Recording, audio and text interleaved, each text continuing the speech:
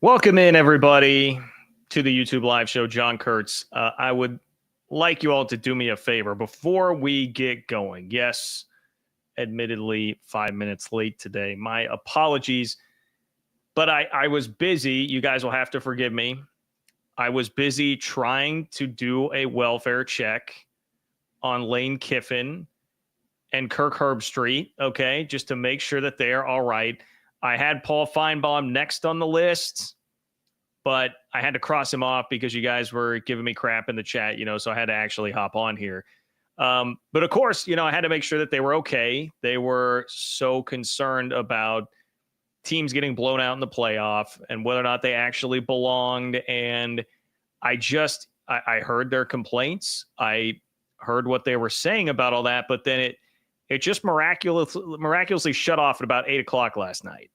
I stopped hearing any of that, and I know how concerned they were about it, how much they viewed it as a national security threat that we let Indiana into this playoff, that we let SMU into this playoff. And so when Tennessee got beat, basically worse than either of those two teams, certainly equally as bad as SMU and not nearly as bad as Indiana, and put up less of a fight against Ohio State in the Horseshoe with 30,000 of their own fans there than Indiana did.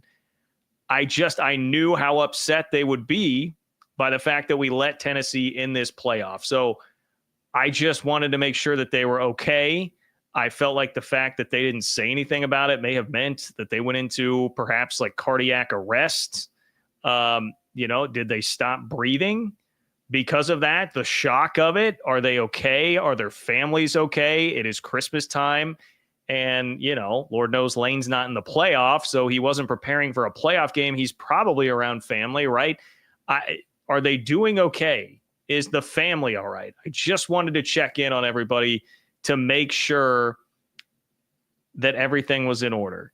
And so please excuse my tardiness. I am sorry that I was a couple minutes late for that. Some might call me a hero to try and check on people like that in such a selfless manner. I wouldn't say that, but some would, and that's okay, So with that being said, I'm glad that we are all here. We seem to be all safe. I don't know. I see that Lane Kiffin at least has tweeted something. So, I guess everybody is okay. That was my welfare check came back that it seems like everybody is alive. So with that, I think we can continue. I hope you guys are comforted by that message here. Of course, we did see all blowouts basically in the college football playoff yesterday. Now, Clemson, you can argue that. I mean, they got it down to a 7-point game in the fourth quarter against Texas, where it stayed for all of about 40 seconds until they gave up a incredibly long touchdown run and then couldn't capitalize when they got inside the 10. To try and make it a one-score game. Again, Clemson kept that game like pretty competitive. All things being equal, like if you're grading on a curve, if you're not grading on a curve, Clemson probably gets like a C+, B-. If you're grading on a curve, Clemson gets an A based on what everybody else looked like yesterday in the college football playoff, the road games. Anyway, the road teams rather. So everybody's freaking out, right? The discourse in college football has never been more of a dumpster fire. It is people yelling and screaming at everybody.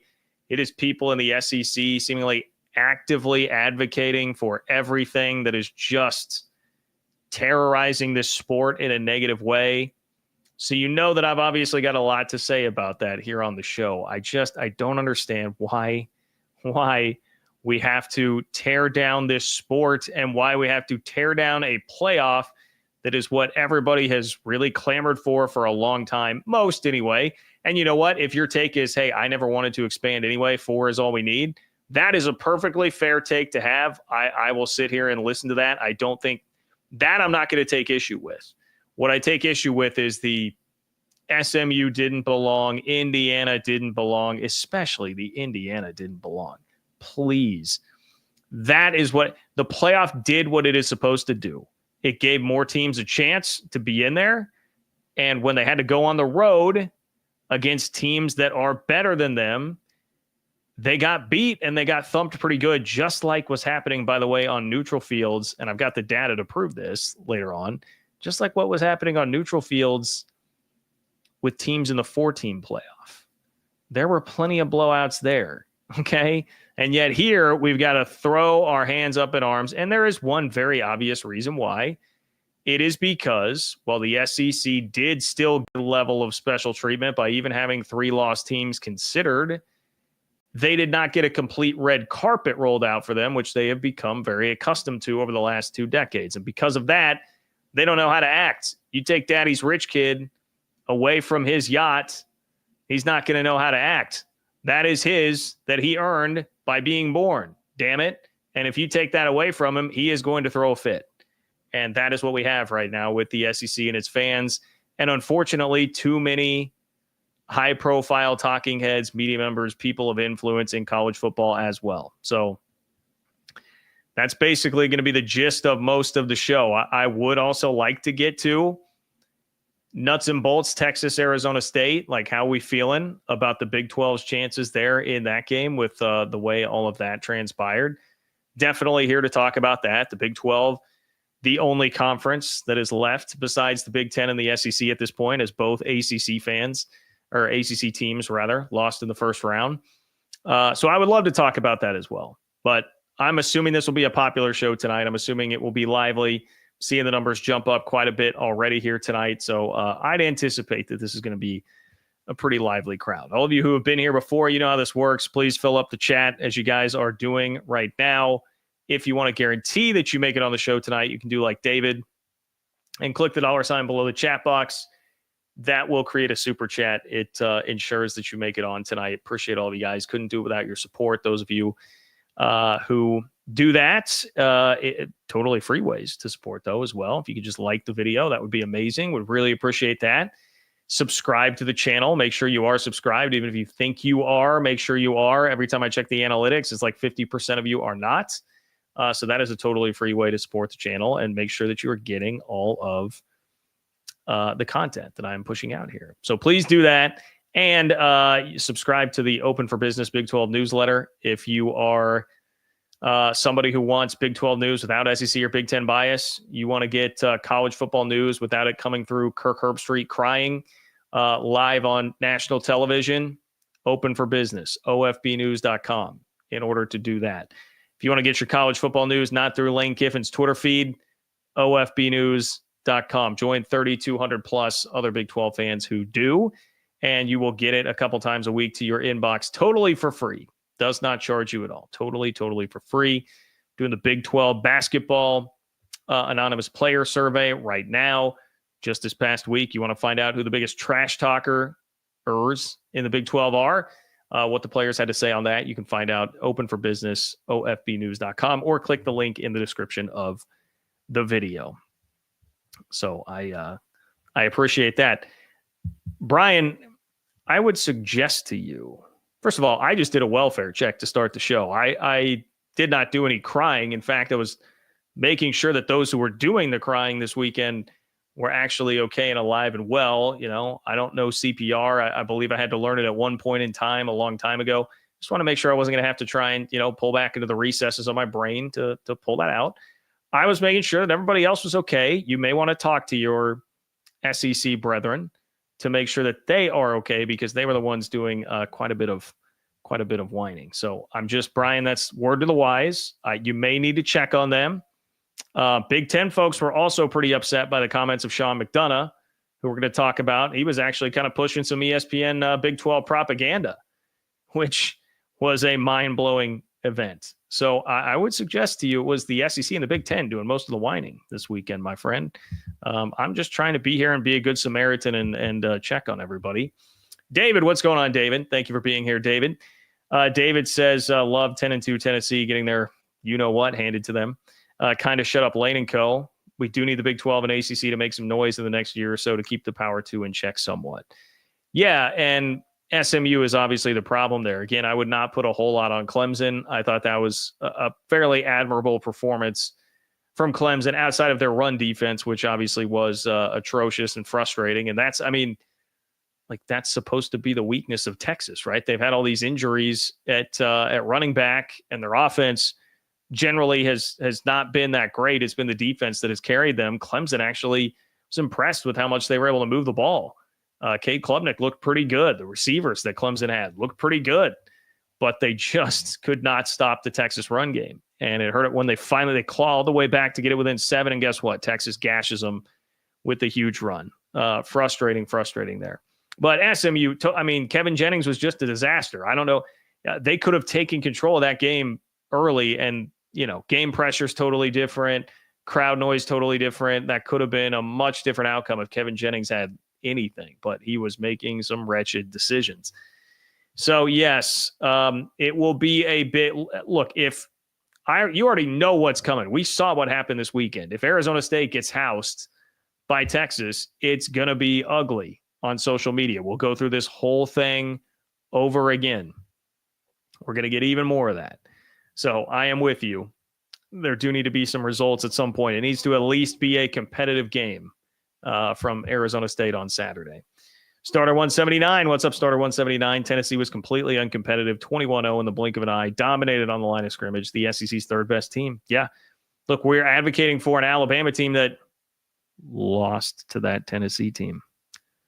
Not only lost to 6-6 Vandy, got punked, drilled by 6-6 Oklahoma, but guess what, guys? They lost to that Tennessee team. That Tennessee team that was completely shell-shocked, and even when they clawed back into it a little bit, just took another 3 haymakers from Ohio State. Ohio State played like 4 quarterbacks in that game, not out of necessity, because they were just trying to roll guys in to bleed the clock at the end of the game.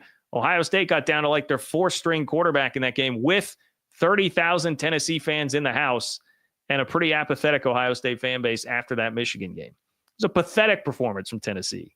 Pathetic. Now, do I think that should devalue their season? No. Did they earn their way in? Yes. Guess who else did? SMU and Indiana. And the way that we talk about this, the reason that I have to kind of sarcastically just go in on Tennessee here, is because the way we talk about the sport is like a bunch of people who don't actually like our sport.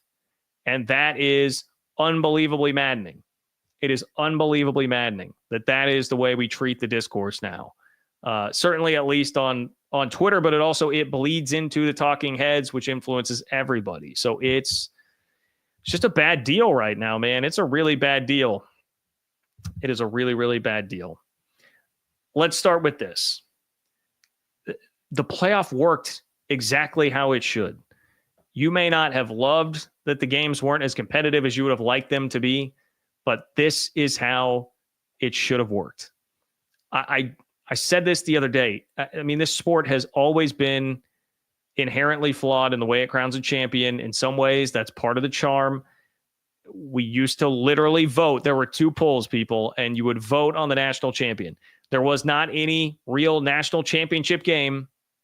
Sometimes it would work out that way with the bowls and like a de facto national championship game, but there was never like a real set, cut and dried national championship game. And sometimes last day of the season would finish, you'd have to wait like January 2nd and be like, all right, what's this poll going to say? Let me wait until the paper boy rolls down my street and launches a USA Today in my driveway. Then I'll find out who the national champion is. That's how it was done for years. That's the precedent here in the sport that we're talking about. We used to do it like that. Then we started pulling in computers, and we said, computers, just puke out 2 teams for us. They'll play for the national championship. Now we have a playoff. We're letting 12 teams into this. The point of 12 teams would be to give more teams access. We gave more teams access. It worked exactly how it should have. We should have teams in there that otherwise would not be in there. And when we're talking about a team that went 11-1 in the Big Ten, one of the Power 2 conferences, right? This is not even a debate over Big 12 or ACC 11-1. This is a team that went 11-1 in the Big Ten. Say what you want, strength of schedule, who'd they actually beat, blah, blah, blah, blah, blah. It's one of the Power 2 conferences. They went 11-1. That team is going to get into a 12-team playoff. I am sorry. We cannot do the on-3 rankings every single year and just put the top 12 classes in there.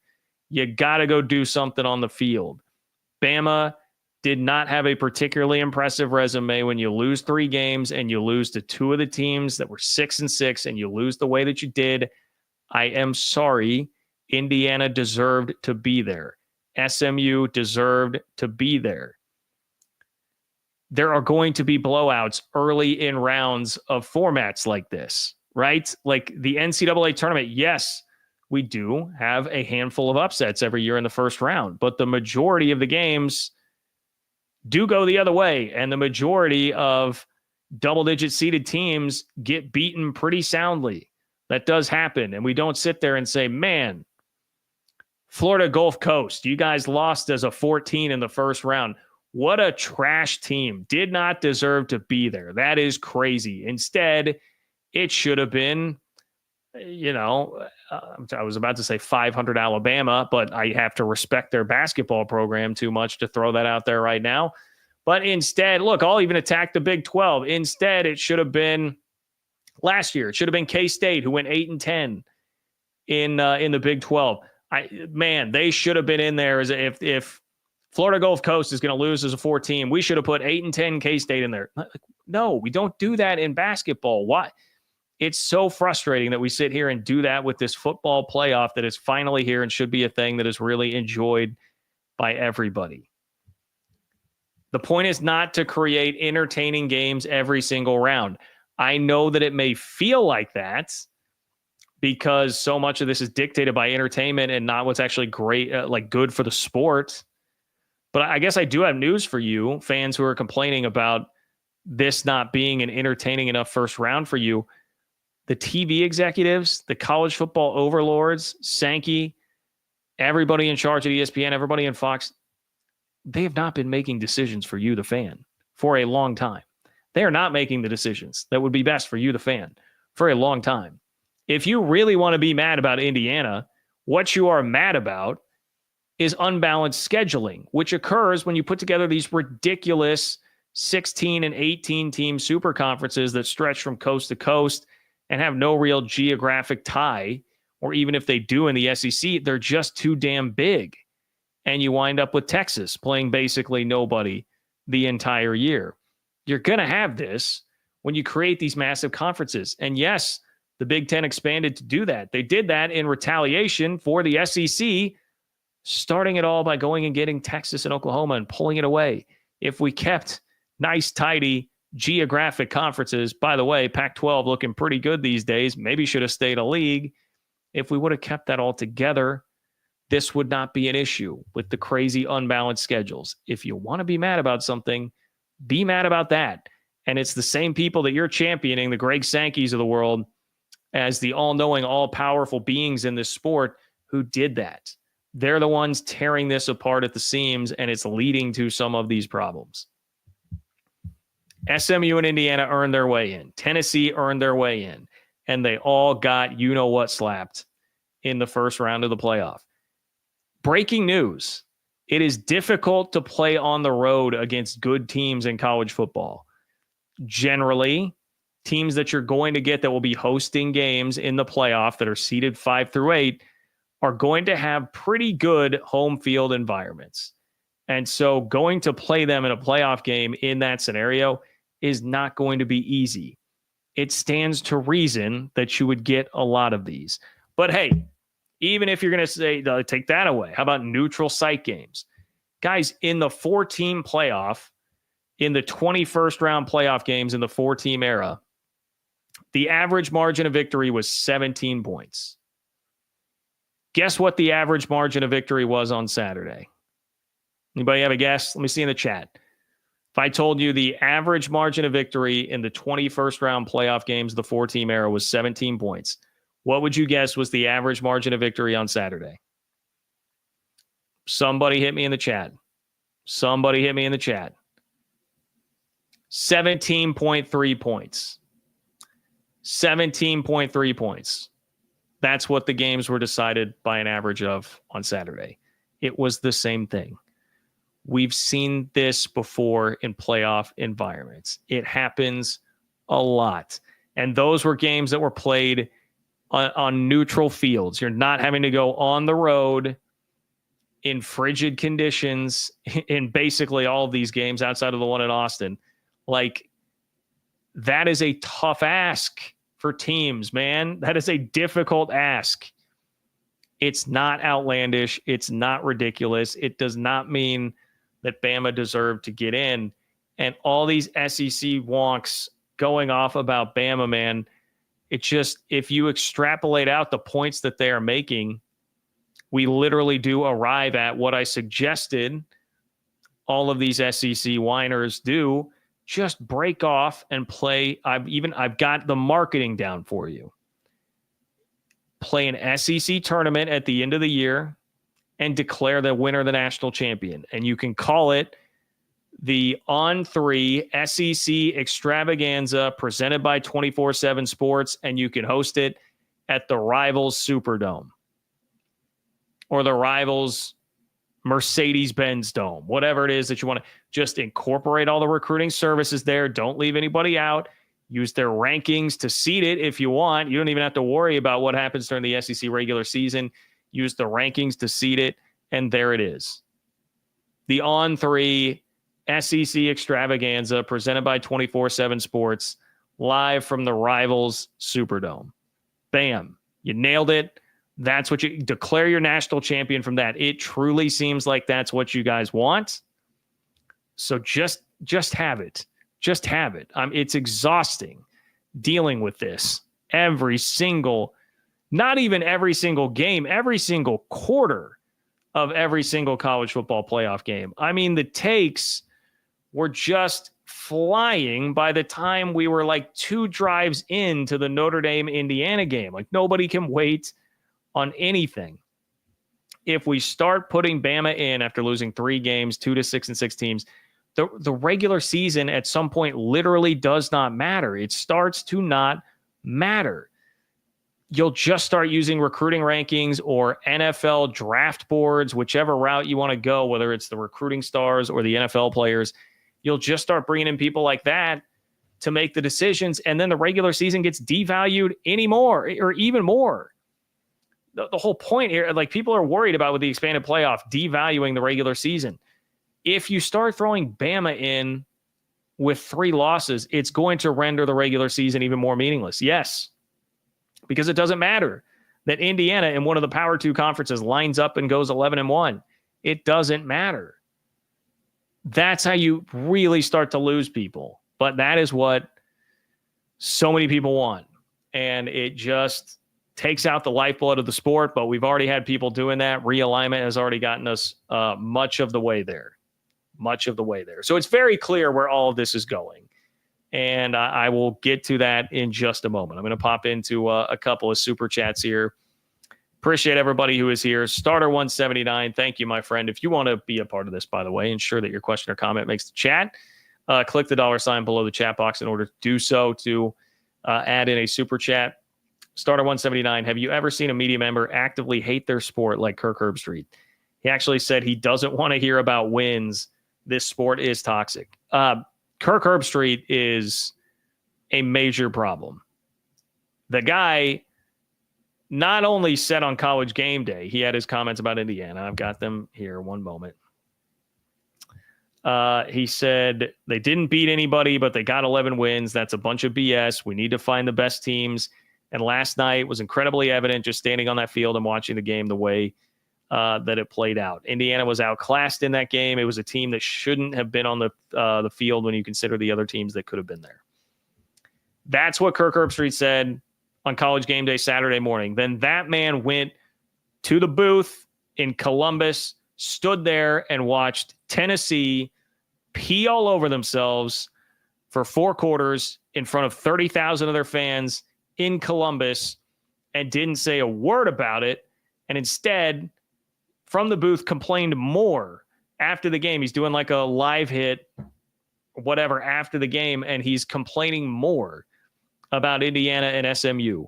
Doesn't dawn on him a hint of irony that if not for that late garbage time touchdown with like 2 minutes left from Tennessee, they lost by the widest margin of anybody this weekend. And I would tell you they got dominated as much as anybody this weekend.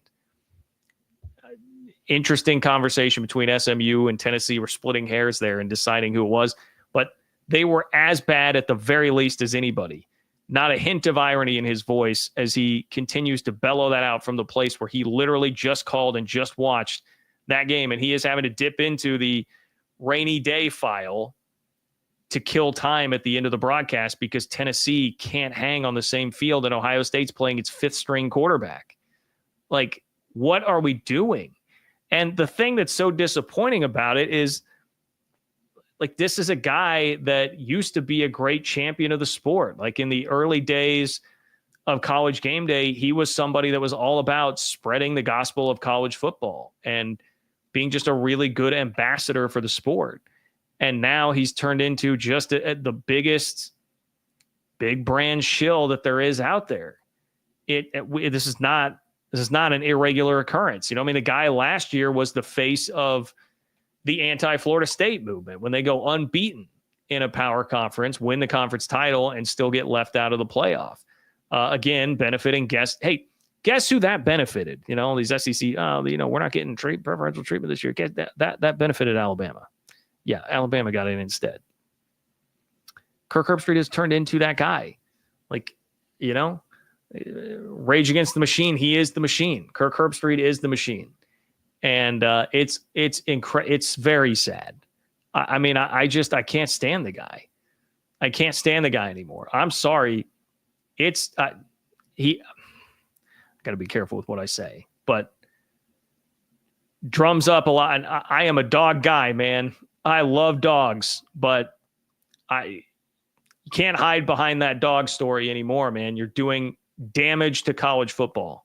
You are doing active damage to college football with the way that you represent the sport on a national stage. Kirk Herbstreit is a joke. Absolutely. David, what's up, David? David says, I think this shows that there are not 12 teams a year that can win a natty. Maybe that changes in a couple of years with the new money, leveling the playing field. It might spread out the talent.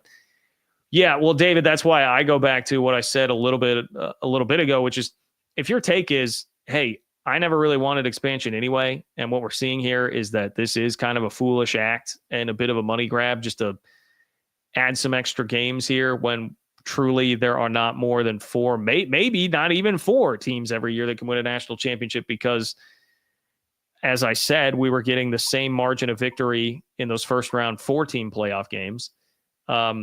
You could sit there and say, hey, the BCS actually may have been the best way to do this most years. I'm totally fine with that take. Totally fine. I think the 12-team playoff is certainly fun. I think it did actually, in a lot of ways, make the regular season more meaningful, created certainly more meaningful regular season games. But I think it's a perfectly acceptable take to say, hey, yeah, this really does drive home the fact that even with more parity this year in the sport, we still don't have 12 teams that are actually capable of winning a national championship. Perfectly fine with that. Perfectly fine with that as a take. Absolutely. You want to join the show, click the $ below the chat box in order to do so. We'll create a super chat and ensure that you make it on. So it does continue to be hilarious to watch the SEC just squirm and squirm and squirm, because this is not so much about Alabama individually. This is about, for the first time in basically like 20 years, the system didn't completely bend over backwards to overly accommodate the SEC. That's what it is. It's a rich kid who finally didn't get every single thing that he wanted. Finally found something that money couldn't buy. And now the rich kid is throwing a fit, and it continues, and it is frankly embarrassing to watch unfold. It absolutely is. But the problem with it is that they have enough power and enough leverage. I mean, it's going to lead to massive change. It's inevitable. Yes, SEC fans that I hear, well, laugh while you can now. Yeah, I mean, I know you guys are going to continue to drive a stake through the heart of the sport, and you think, no, it's great, we're going to be fine. You'll be okay in the short term. Get back to me in the long term. With what it will do, it's going to do damage and just create irreparable harm to the sport long term, but it's going to happen. And it's not just because of all the, DJ Lagway's third leg or third arm on Twitter. It's not just all the burners out there. It's the fact that you do have people like Kirk Herbstreit, like Lane Kiffin, like Paul Feinbaum, who are high profile and continue to go to bat. I mean, even Arizona State grad Matthew Berry. It's like, dude, shut up. Matt Berry was joining in on the crapping on Indiana part of that. That's an ESPN personality. It's bad, man. It's bad. Here's what Herbstreit said, the full comments about Indiana on game day. I gave you a snippet earlier. Said the atmosphere was historic. The game was not. I'm not going to sit here and say why was Indiana in, but then he goes on to say why was Indiana in. But Indiana, with what you guys like to talk about, they have 11 wins. They've got to be one of the best teams. Indiana was outclassed in that game. It was not a team that should have been on the field when you consider other teams that could have been there. It's no knock on Indiana. They had a great year, but we've got to move forward with the playoff and hope the committee does a better job of weighing who the best 12 are versus who's the most deserving. Because by golly, they got 11 wins. They didn't beat anybody. They got 11 wins. That's a bunch of BS. We need to find the best teams. And last night was incredibly evident just standing on that field and watching the game the way it played out. Boy, it should not be just me. Again, if you take that logic, which everybody, get the best 12, get the best 12. What you're talking about is getting the most talented 12 teams in, which renders playing the games meaningless. And that is the problem with that take. You need a balance. And here's the deal.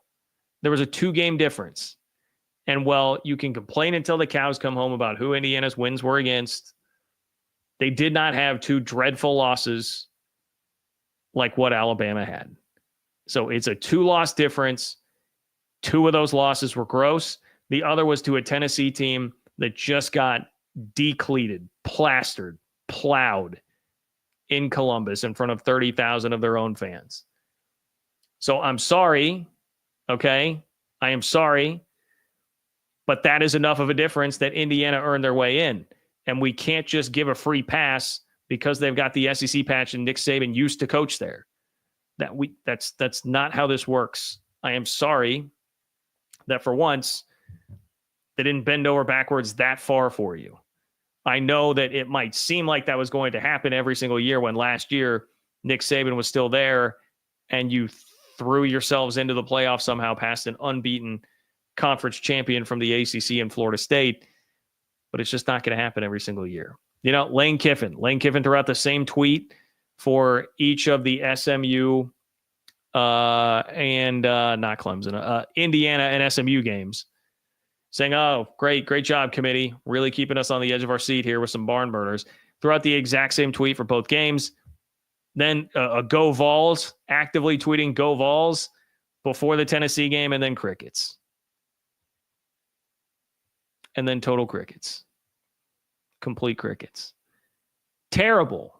Lane, I know. I am a Lane Kiffin guy. I enjoy him. I think he brings a really fun element to the sport, but it's pathetic.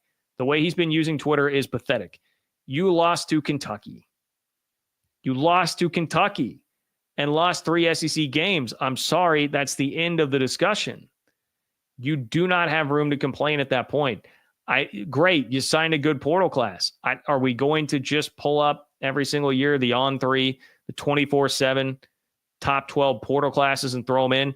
If so, I guess that's a really good thing for Texas Tech fans because they're killing it in the portal right now. Tech fans, good news. If Lane Kiffin gets his way, you guys have already locked up your playoff spot for next year. You guys have already locked up your playoff spot. So congratulations on that. I mean, Paul Feinbaum, look, we already know he's an SEC shill. He said, so far, the College Football Playoff Selection Committee has given us some blockbusters. Take a bow. Very similar to what Lane was tweeting out there. Chris Felica is another guy that's just like, again, could have been a guy for a while, was a part of College Game Day, could be a guy that's a great ambassador to sport. He continues to just be a total SEC shill. Where was the other chat? I see Josh. So Josh says, You can add JD PicKell and Josh Pate as SEC blowhards. I will say this about Josh Pate. One, I mean, he's the most talented guy doing this right now. He is, I think, by far the best guy doing this right now. And while, yes, he is an SEC homer, he's a reasonable one. I do think he cares generally for the greater good of the sport. I do think he generally respects the rest of the sport, maybe not as much as those of us who are not in Power 2 country would like. And he certainly has SEC sensibilities, which is understandable. That's where the guy grew up, right? He grew up in Columbus, Georgia.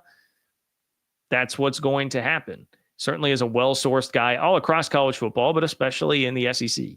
So you're going to get more of that coming through. But I think he's somebody that is at least reasonable.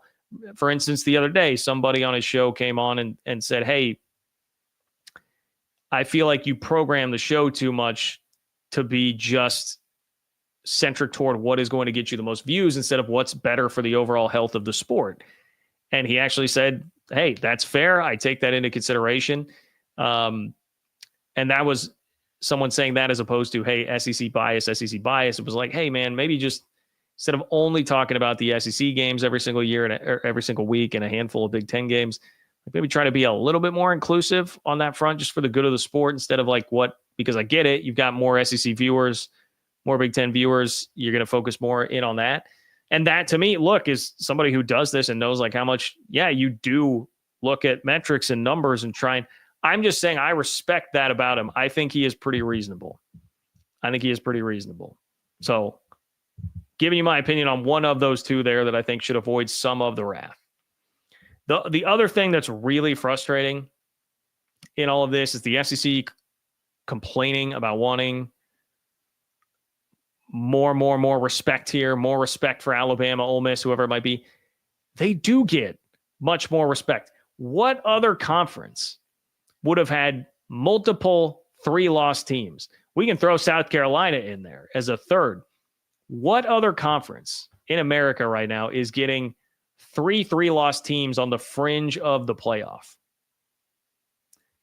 Nobody else is getting anywhere near the college football playoff with 3 losses. Maybe Ohio State. Maybe Ohio State. Nobody else.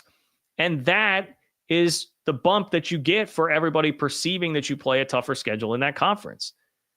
You were still considered with 3 losses. And had there not been a slight upset in the ACC championship game, Alabama would have been in with 3 losses. That's because of the respect for the SEC. That's because everybody looks and acknowledges and says, yeah, that is a bit tougher conference. That is the best conference. And I know that'll make some people mad in here on the other side against me. The SEC is the best conference in the country. It just wasn't by a mile this year like SEC fans think it was. But they got a bump from that, and it was the extra consideration that those teams got right on the edge. That's Bama being in front of Miami, right? Bama's in front of Miami because of the respect for the SEC and what the conference is. But you want to take it an extra mile. It's this insatiable greed.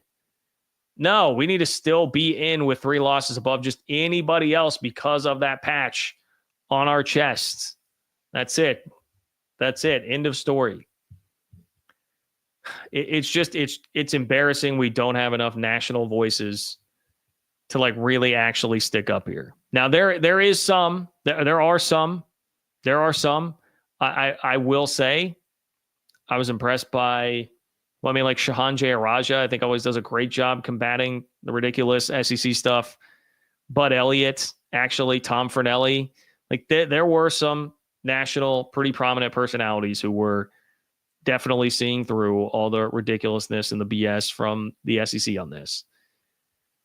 But it does feel like some of the most impactful here are big time shills for the SEC. And they're going to, guys, you got to accept it. I mean, they're going to bully their way into massive changes.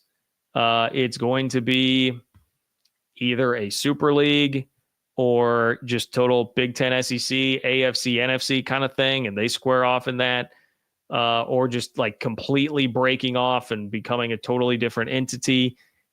Some form or fashion, it will happen. Maybe lowest on that totem pole will be, the 4 auto bid thing. 4 auto bids, 2 for the ACC and Big 12 maybe, and a 14-team playoff. They're going to bully their way into some of it. They're enough complaining from all these people, and they do have the leverage and the power. It's going to happen, and it's going to continue to make this sport actively worse, but it is what it is, and it will happen. If what you truly want, I am really at a point now where toothpaste is out of the tube on these decisions being made that are very harmful for the sport. Guys like Josh Pate are already forecasting that there are going to be major changes, and love him or hate him, he is very well connected.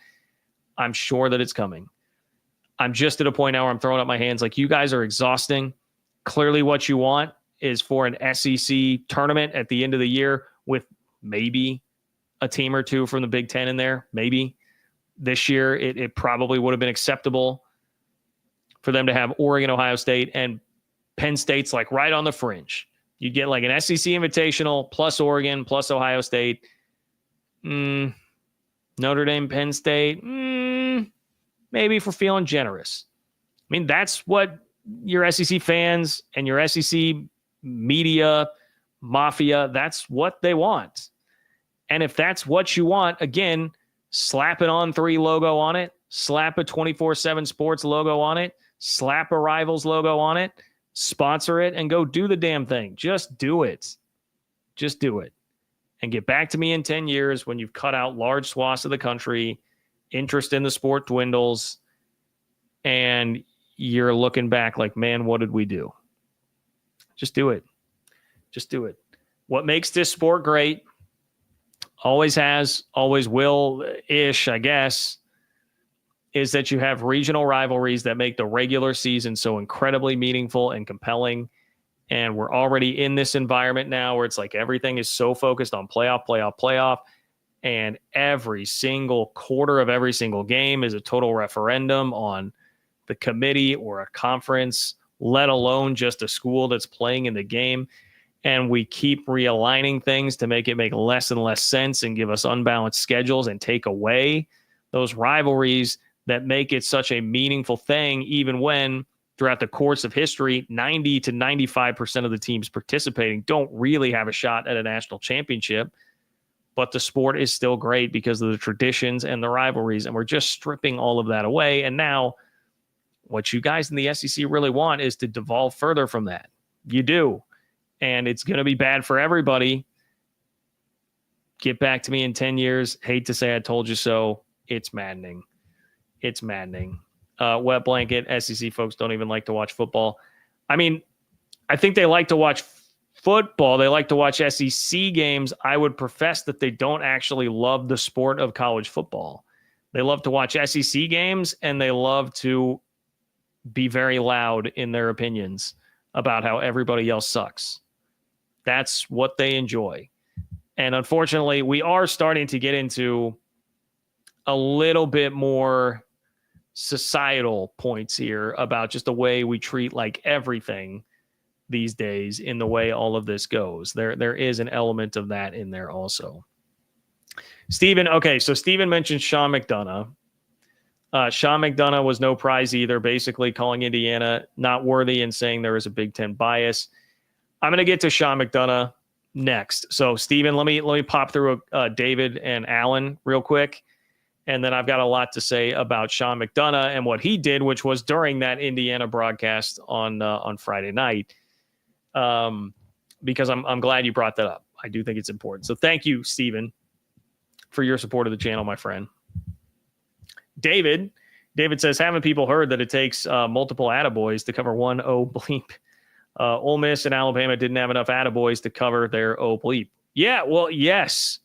I mean, that Kentucky game, that's about as bad as it gets for Kiffin. And when you combine that with one loss to Florida and, one that's more respectable, like, yeah, you've had too many chances there. And for Alabama, you got two pretty especially Oklahoma. I mean, kind of the same thing. It's like Vandy, they were feisty this year. Oklahoma, not just the loss, but the way it happened, dreadful. And then Tennessee, understandable enough, but again, that did not age well. after what we saw happen in the playoff. Like, I think Alabama would have been more competitive than Indiana?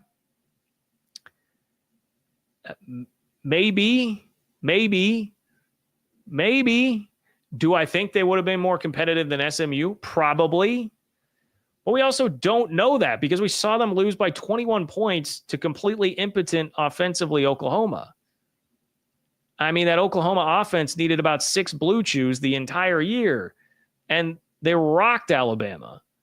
So we don't know, actually. You can do this hypothetical crap all you want. We don't know what Alabama you would have actually gotten there, and that's the point of playing games.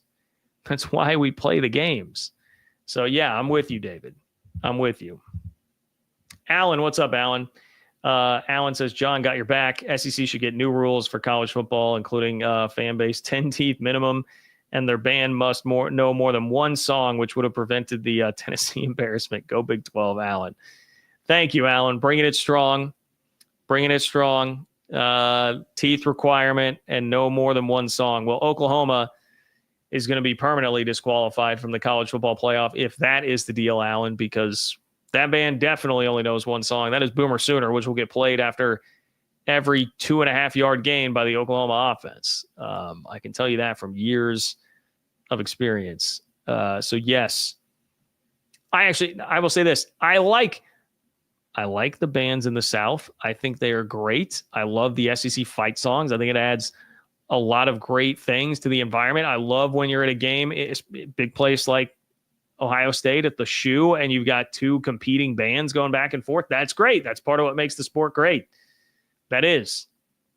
I would, I suppose, prefer my fans with teeth. I don't know that that's a 100% requirement.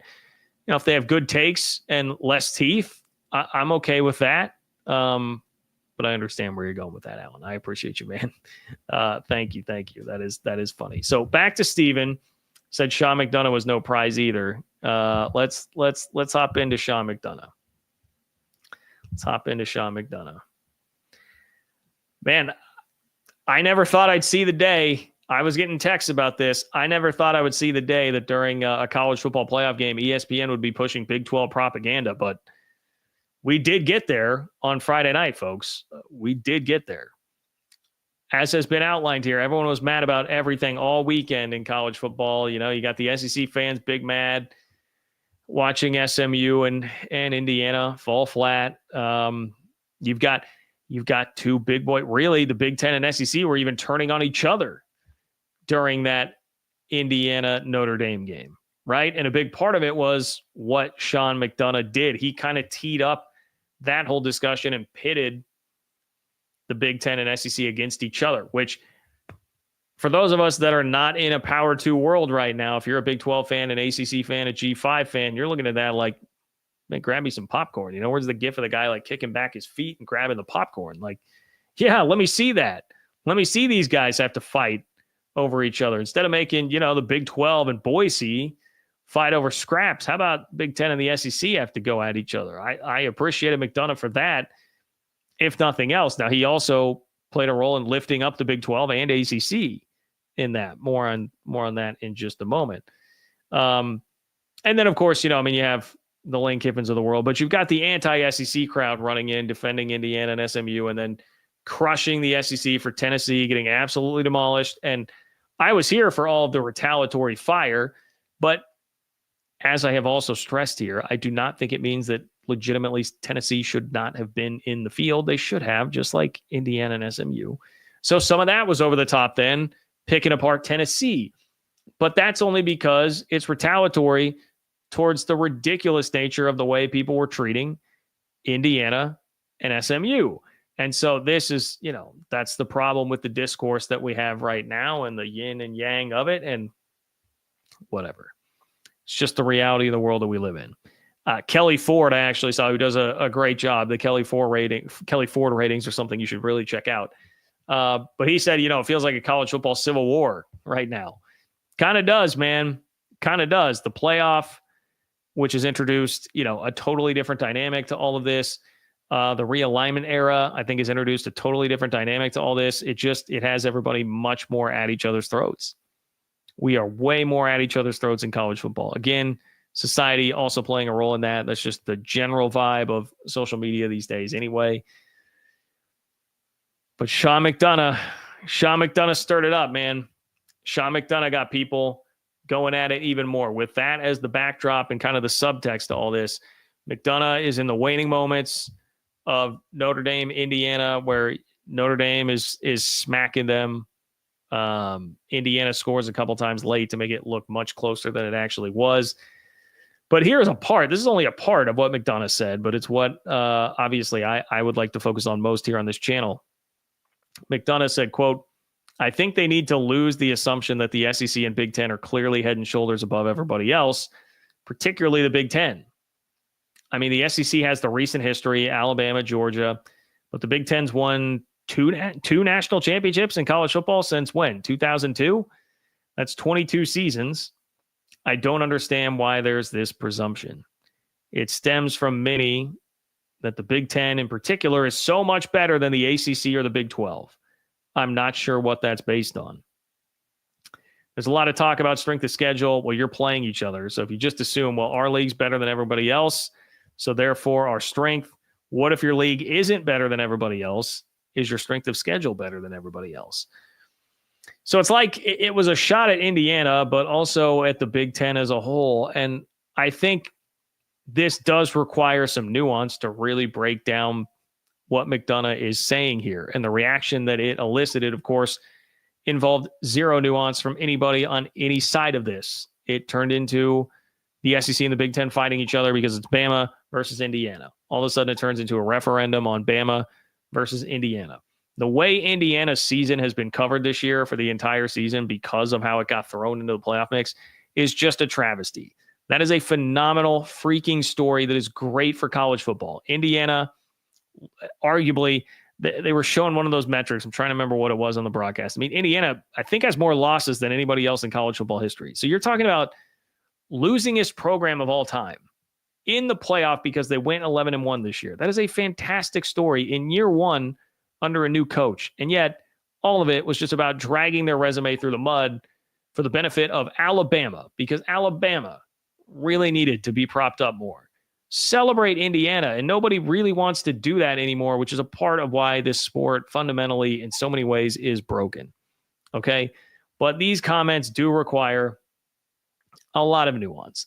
I was laughing at least just had to chuckle at some of the uproar about this. How dare McDonough say that? Big 12 and ACC, and it's like, man, they're all calling McDonough basically like, oh, well, he's lifting up the ACC and the Big 12 because they have contracts with them. And of course, he's not attacking the SEC. They've got a contract with ESPN. So you go at the Fox League, Big 10 here. Like, guys, if Sean McDonough is doing this on some sort of like ESPN referendum, right? Like I was Lord Karen and her influence in Big 12 country, right? If there's some Karen pulling the strings, Lord Karen, not a Karen. If there's some Lord Karen pulling the strings behind the scenes for ESPN, that must have changed in the last month, because it was barely a month ago that Desmond Howard was on College Game Day, staple program that everybody watches, laughing at the fact that we were even picking an Arizona State game on College Game Day. Either he missed the memo or they drastically changed what their narratives were going to be within the span of like a month. Yeah, ESPN famously has done everything it can to lift up its partner, the Big 12.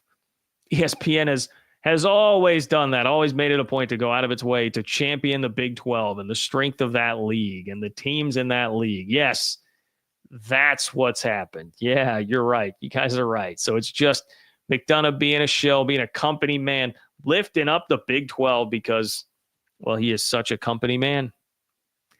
McDonough just furthering the ESPN Big 12 propaganda narrative. Thank you, buddy. That was one of the things that really made me laugh here. But McDonough does, I mean, he raises a good point. Yes, Indiana's schedule was, in a lot of ways, they got a real kiss from the schedule makers. And they're not the only ones. Texas got a real kiss from the schedule makers in the SEC. You could definitely argue, like, a big part of his point here is just that we've created something very stupid these realigned monstrosity conferences that are leading to crazy unbalanced schedules and wild, insane tiebreakers that everybody's going to deal with every single year, and teams getting a much easier ride based on their schedule. And that's a really tough thing to like account for in the sport. So like, that's another nuance. That's another nuance to all of this. I'm not saying that like I perfectly condone what Sean McDonough was saying. Of course, at the end of the day, as a Big 12 guy, I'm going to take what I can get whenever you're going to have somebody on ESPN saying something that's lifting up the Big 12. By the way, the Big 12, Sagarin's, according to some of the computer metrics, Sagarin, what did Sagarin, guys, help me out here. Sagarin at Big 12 is number 3 or number 2 by the end of the year. It was at least a very close number 3 in terms of conference schedule strength. Okay.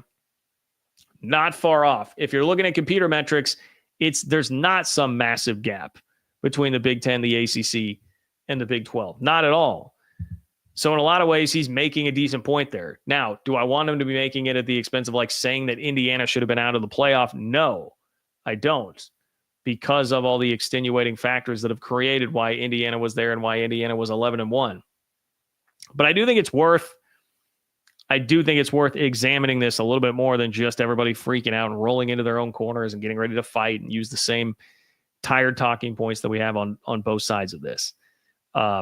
So that was the McDonough part. That was the McDonough part of everything, man.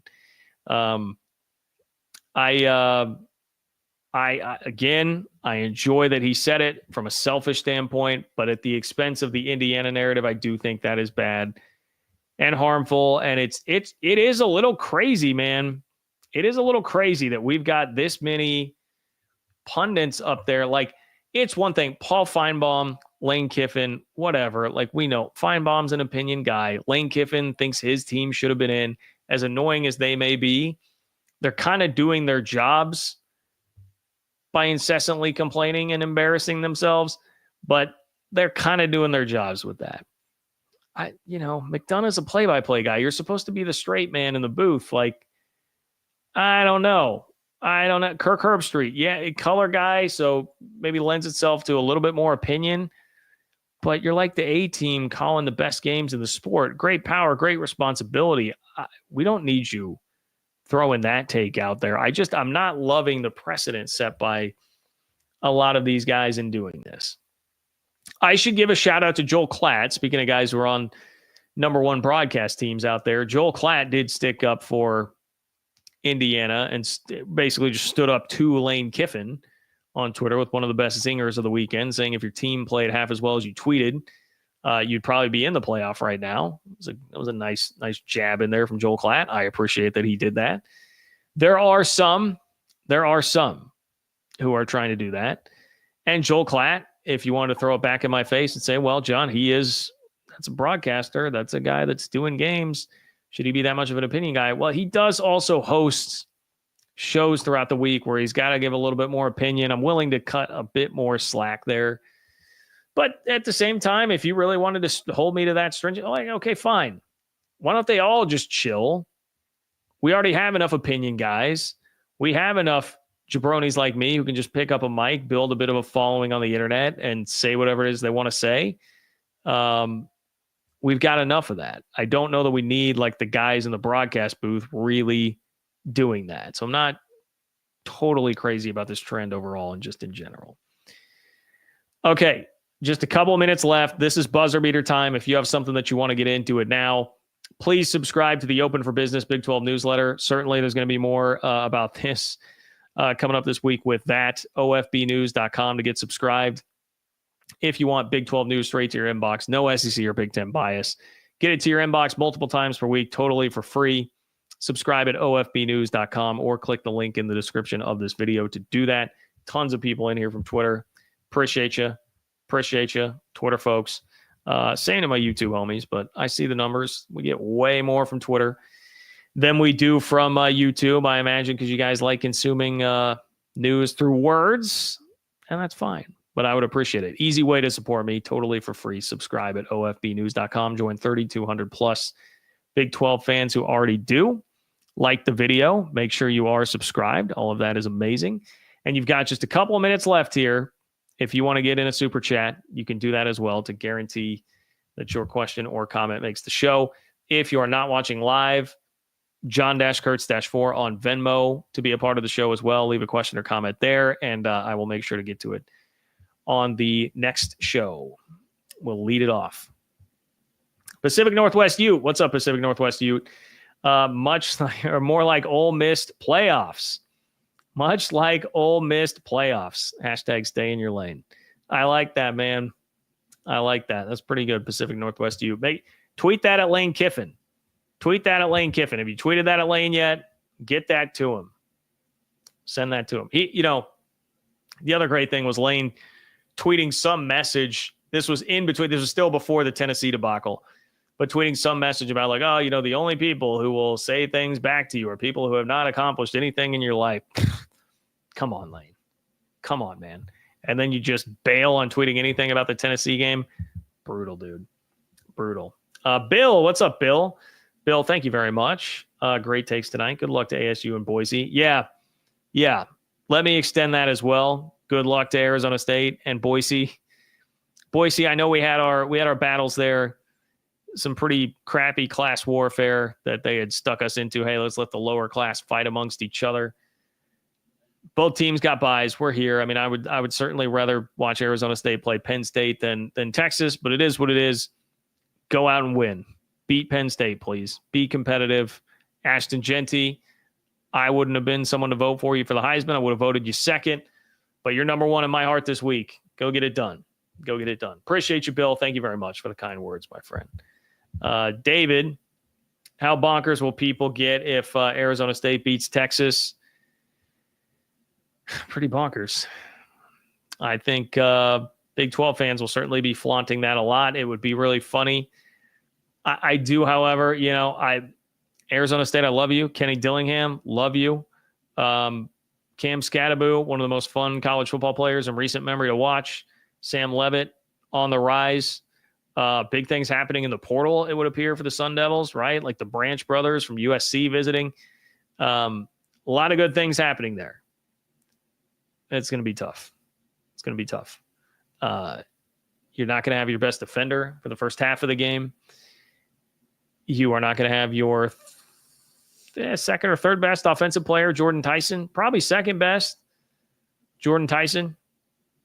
Who obviously is hurt. It's crappy the way that has worked out. Both games were well in hand when one gets hurt and one gets the targeting penalty, but thus is life. You don't have as much depth at Arizona State to withstand stuff like that. Texas has had a handful of running back injuries this year, and you saw how their running game looked against Clemson, against the ACC champs. Their roster certainly looks like it can withstand that. And even though they missed a lot of the best SEC teams in the regular season, they have proven on Saturday with the way that they took care of Clemson that they are very, very much capable of beating very good teams. Now, you're not going to have to play them down in Austin. It's kind of a wine and cheese crowd anyway, but you're not going to have to play them down in Austin. It will be a neutral site game. Still, I don't know that Arizona State has the horses there. Part of what's so scary about it is that Texas's offense, as I said, really did gash Clemson and got going. I think that's the scary part. Texas has a great defense. I did not think we would see their offense look as good as it did, particularly the ground game on Saturday. So I think Arizona State has its work really, really cut out for them. Michael, what's up, Michael? Michael, appreciate you. Thanks, bro. Can't wait for the Alamo Bowl. I can't wait for the Alamo Bowl either. You guys have already heard me say that here on this channel, but that is going to be that is the bowl game that I don't even know that it's close, most looking forward to outside of the playoff games, because that's like our, what if Big 12 championship game. That's the what if Big 12 championship game, Colorado, BYU.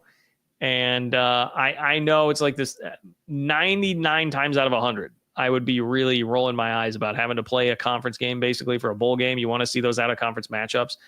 But this is kind of like one, it's the first year that both of them have been in the Big 12. It's kind of like a non-conference game in that route. We didn't get to see it, and they were both so relevant to the regular season in the conference. and both seem to be really taking it seriously and have reasons to be taking the bowl game really seriously. So I love the matchup for all of those reasons. And I am really looking forward to it. So I'm glad that you are as well, Michael. Thank you. Thank you. Thank you, my friend. Tom. What's up, Tom? Tom says, at the end of the day, sports is entertainment, and the best entertainment is a Cinderella story. Media guys should be boosting anytime that happens. I agree, Tom. I agree, but college football has just become such a brand-dominated sport. Some of this, too, as I think about it here, Tom, I think this is a part of it. What drives the most engagement and discussion in college football and has for the last 3 years? It's conference realignment. And conference realignment is not driven by fun Cinderella stories at all. It's quite the opposite. It's driven by big brands and TV eyeballs and not anything anywhere remotely close to Cinderella. And so the new currency in college football is not so much who have you beaten or, did your team win X game this year? It's how does your team perform on the spreadsheet of most valuable college football programs? How much revenue are you pulling in? How much money does your school have to flaunt? What is your brand value? It's not wins and losses. It's brand value. And it's being able to say, hey, I am a higher being than you because my school has a better brand than yours. I don't care if you beat us on the field. You are a lower specimen of human being because my school has the better brand. Like, that's what gets argued on social all day, every day. That's the currency of the sport right now. And so, of course, that's going to kind of lead people away from being as appreciative of the Cinderella type of story, as sad as that is. It's kind of where we're at in college football more than about anywhere, unfortunate reality here. So, Tom, good insight. Appreciate you, man. Thank you for being here. And thank you for your support of the channel. I think that's going to do it. Please subscribe. Open for Business, Big 12 newsletter, ofbnews.com. Click the link in the description of the video. Another easy way to do that as well. Like the video on your way out the door. That would be amazing. And make sure you're subscribed to the channel. I'm telling you, even if you think you are, double check. Make sure you are subscribed to the channel. That all really helps me. John-Kurtz-4 on Venmo if you want to submit a question or comment there. If you were not watching live, I will kick off the next show with it if you do that. So I appreciate it. All right. Well, this will be the last one before Christmas, I believe. So, yeah, we'll see. I mean, I don't have any crazy plans on Christmas. I guess I could do a show. I don't know how many of you would be watching. Anyone want to tune in on Christmas Day Eve? Would anybody be tuning in? We'll see. May try and get a midweek show in for you later on, depending on how the schedule breaks there. But I hope that you all have a wonderful week here with the holidays. I hope that in spite of this college football, in Kelly Ford's words, civil war that we have going on, that everybody still has a really great holiday season. That, you know what, Pacific Northwest Youth, that is good. A Merry Kurtzmas to you all. A Merry Kurtzmas to you all. A holiday like none other. Thank you all. Sincerely appreciate all of you guys and the support throughout the year. Even those who hate me.